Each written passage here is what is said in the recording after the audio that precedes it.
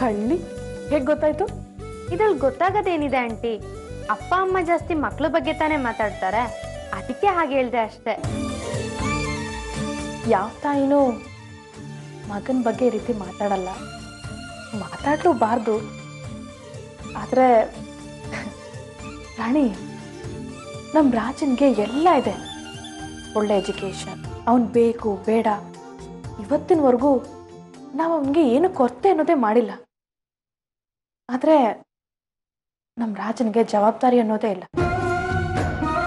ನಿನಗೆ ಗೊತ್ತಲ್ಲ, ಮೇಡಮ್ಗೆ ನಮ್ಮ ರಾಜ ಅಂದರೆ ಪಂಚಪ್ರಾಣ. ಅವನು ಏನೇ ಕೇಳಿದ್ರು ಇವತ್ತಿನವರೆಗೂ ರಾಗಲ್ಲ ಅನ್ನೋ ಮಾತನ್ನ ನಾನೇ ಕೇಳಿಸ್ಕೊಂಡಿಲ್ಲ. ಆದರೆ ಆ ಬೆಲೆ ನಮ್ಮ ರಾಜನಿಗೆ ಗೊತ್ತಿಲ್ಲ. ಅದಕ್ಕೆ ಈಗೇನು ಮಾಡಬೇಕು ಆಂಟಿ? ನಾನು ಅಂಕಲ್ಲು ರಾಜನ್ಗೆ ಹೇಳೋಷ್ಟು ಹೇಳಾಯ್ತು, ಆದರೆ ಅವನು ನಮ್ಮ ಮಾತೇ ಕೇಳ್ತಿಲ್ಲ ರಾಣಿ.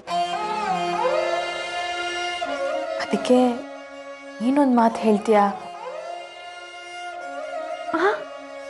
ಆಂಟಿ ನಾನಾ?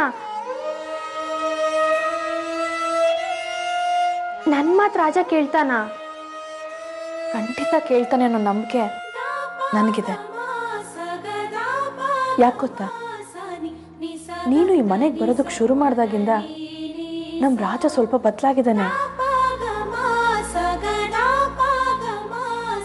ನೀನೊಂದು ಟ್ರೈ ಮಾಡಿದ್ರೆ ನಮ್ಮ ರಾಜ ಪೂರ್ತಿಯಾಗಿ ಬದಲಾಗ್ತಾನೆ.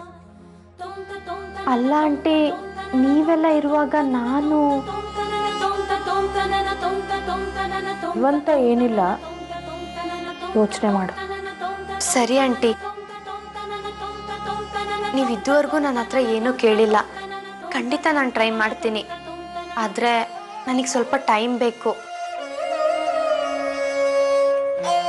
ಯಾಕಂದ್ರೆ ರಾಜನ್ ಸ್ವಭಾವ ಏನಂತ ನಿಮಗೆ ಗೊತ್ತಲ್ವಾ? ಹಾ, ಇವತ್ತೇ ಹೇಳಬೇಕು ಅಂತೇನಿಲ್ಲ, ನಿನಗೆ ಯಾವಾಗ ಆಗುತ್ತೋ ಅವತ್ತು ಹೇಳು. ಆಯ್ತಂಟಿ. ಕಾಫಿ ಕುಡಿ, ತಣ್ಣಗಾಯ್ತು.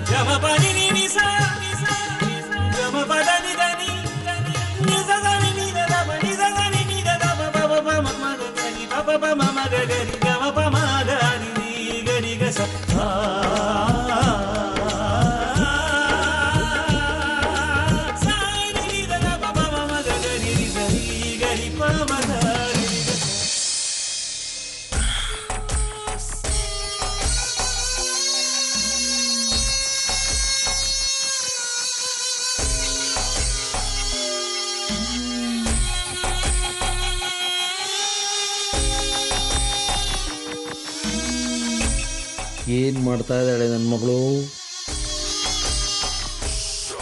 ಓಹೋ, ಗೇಮ್ ಮಾಡ್ತಾ ಇದೆಯಾ?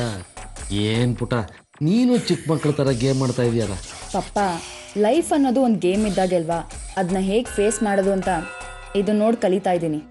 ಓಹೋ, ಏನು ನನ್ನ ಮಗಳು ಜೀವನದ ಬಗ್ಗೆ ಎಲ್ಲ ತಿಳ್ಕೊಳ್ಳೋಕೆ ಶುರು ಮಾಡಿದ್ದಾಳೆ. ತಗೋ